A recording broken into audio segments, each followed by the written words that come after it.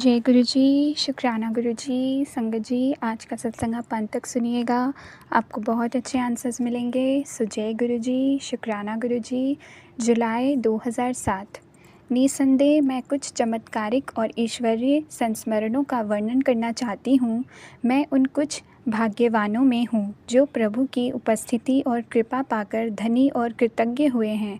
इस प्रभु को हम गुरुजी के नाम से जानते हैं। गुरुजी, उनके बारे में मैं क्या कहूँ। वह तो सर्वोपरि हैं, वह सर्वोच्च हैं, उन्हें प्रतिदिन स्मरण करना चाहिए। जन्म से ही मुझे गुरुजी का मार्गदर्शन प्राप्त हुआ है। सुख दुख में वह सदा मुझे और मेरे परिवार को आधार देते रहे हैं। उन्होंने हमें बताए बिना ही हमें हमारे कष्ट और कुकर्म ज्ञात या अज्ञात दोनों से मुक्त किया है। आज आपके सम्मुख उस दयावान के साथ अपनी आप बीती बांटकर मुझे अत्यंत प्रसन्नता का अनुभव हो रहा है। मुझे अब तक वह दिन याद है जब मैंने अपने जीवन की सबसे अधिक पीड़ा का अनुभव किया था। मैं 15 वर्ष की थी और हम जालंधर में रहते थे। स्नान करते हुए अचानक मुझे अपने पेट के निचले हिस्से में अत्यधिक दर्द हुआ। वेदना इतनी अधिक थी कि मैं खड़ी भी नहीं हो पा रही थी। मैं वहीं स्नान कक्ष में लेट गई थी और अपनी माँ को पुकार रही थी। स्वाभाविक रूप से सबको तुरंत गुरुजी की याद आई। तो उन दिनों पंचकुला में थे और वहीं पर संगत करते थे। हम उसी दिन पंचकुला के लिए चल पड़े, परंतु गुरुजी के पास जाने से पूर्व हमने पीजीआई और कुछ अन्य निजी केंद्रों में परीक्षण करवाना उचित समझा। परिणाम आने पर हम चकित रह गए। मेरे गर्भाशय में एक पुटक फूट गया था। उससे विषैला पदार्थ निकलकर शरीर में फैल रहा था। यदि उसे निकाला नहीं जाता तो वह प्राणघातक सिद्ध होता। चिकित्सकों ने तुरंत शल्य क्रिया कराने को कहा तो हमने मना कर दिया। उसी संध्या को हम गुरुजी के पास पहुँचे और उनको स्थिति से अवगत किया। उन्होंने अपनी सर्व प्रसिद्ध मुस्कान देते हुए चिंता मुक्त होने को कहा। उन दिनों वह पान के पत्तों को अभिमंत्रित कर रोग के स्थान पर रख देते थे। ये गुरुजी की शल्य क्रिया थी। मुझे लेटाकर उन्होंने वैसा ही किया और 10-15 मिनट विश्राम करने को कहा। उसके पश्चात उन्होंने मुझे अगले दिन पुनः परीक्षण करवाने को कहा। उनमें विश्वास और आस्था बनाए रखते हुए मैंने वैसा ही किया। मुझे परिणामों का ज्ञान था। चिकित्सकों के विस्मित चेहरे को देखकर मुझे अपने ईश्वर गुरुजी पर पूर्ण विश्वास हो गया। परीक्षणों में 20 घंटे पूर्व दिखे हुए पुटक या विषैले पदार्थ का कोई चिन्ह नहीं था। प्रसन्नता के साथ होने वाले अचंभे को हम रोक नहीं पा रहे थे। चिकित्सक भी गुरुजी के बारे में जानने के लिए उतने ही उत्सुक थे जितना हम उनको बताने के लिए। उसके उपरांत उन चिकित्सकों की आध्यात्मिक यात्रा की शुरुआत हुई। उस दिन शाम को मैं फिर उनके पास गई। जैसा सर्व विदित है, उनको कुछ भी बताने की आवश्यकता नहीं थी। उन्हें इसका ज्ञान पहले से ही था।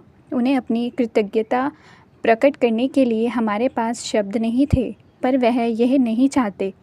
उन्हें केवल हमारा प्रेम और निस्वार्थ आस्था चाहिए, जिसके साथ हम परम आनंद की कठिन यात्रा पर अग्रसर होते रहे। 1989 में जब मैं छोटी ही थी, मेरी दादी को हृदय का दौरा पड़ा था। वह सीएमसी लुधियाना के चिकित्सालय में प्रविष्ट थी। कई चिकित्सकों से सलाह करने के बाद उन सबका एक ही निर्णय था। उनकी स्थिति दिन प्रतिदिन बिगड़ रही थी और कोई उपचार संभव नहीं था। उनकी नाड़ी 160 से 190 के बीच में रहती थी। उनके फेफड़ों में पानी भरा हुआ था और उनकी छाती फूल गई थी। वह अर्ध चेतन अवस्था में थी। गुरुजी उन दिनों जालंधर में संगत किया करते थे। चिकित्सकों के प्रतिकूल निर्णय सुनकर मेरे पिता ने मुक्तिदाता से बात करने का निर्णय लिया। जैसे मेरे पिता चिकित्सालय से बाहर जा रहे थे, गुरुजी ने प्रवेश किया। ऐसा लगा जैसे वह अचानक ही आ गए हों। उनके आते ही हमें आश्वासन हो गया कि सब ठीक हो जाएगा। दादी के पास जाकर उन्होंने उनकी नाड़ी को अपने हाथ में लिया। उन्होंने क्या किया इसका ज्ञान तो उन्हीं को है, पर उसकी गति घटकर 90 हो गई। वहीं पर गुरुजी ने कुछ देर तक पाठ किया और फिर वह चले गए। धीरे धीरे हमारे सामने ही दादी की चेतना लौट आई और वह सामान्य हो गई। 18 वर्ष पूर्व के उस दिन से दादी की नाड़ी की गति अब तक 90 ही है। एक बार फिर चिकित्सक विश्वास नहीं कर पा रहे थे। यह जानकर कि गुरुजी सदा हमारे साथ हैं, हम भाव विभोर थे। गुरु कृपा से आज भी मेरी दादी स्वस्थ और प्रसन्नचित्त है। अपने अनुभवों का वर्णन कर मैं अत्यंत भाग्यशाली हूँ। हमारी जीवन यात्रा बहुत छोटी है और इसमें ही हम बड़े बड़े दुष्कर्म करने को तत्पर हो जाते हैं। प्रत्येक मनुष्य को अपने कर्मों का फल तो भुगतना ही पड़ेगा। अपनी आध्यात्मिक यात्रा कभी भी प्रारंभ करी जा सकती है। हम उसे अभी इसी क्षण शुरू कर सकते हैं और अपने जीवन में परिवर्तन ला सकते हैं। गुरुजी सच्चे भक्ति सहायता करने को सदैव तत्पर हैं। हम उस शाश्वत आनंद का मीठा अमृत कभी भी ग्रहण कर सकते हैं, क्योंकि हमारे परमात्मा हमारे गुरु सदा हमारे साथ हैं। उन्होंने मुझे उस अनंत सत्य अवस्था को ग्रहण करने के लिए जागृत किया है और स्वयं उस मार्ग पर ले जा रहे हैं। उनसे प्रेम करने का अर्थ परमात्मा से प्रेम करने सदृश है और उनका आशीष ग्रहण करने की भांति है। सो जय गुरु जी, शुक्राना गुरु जी।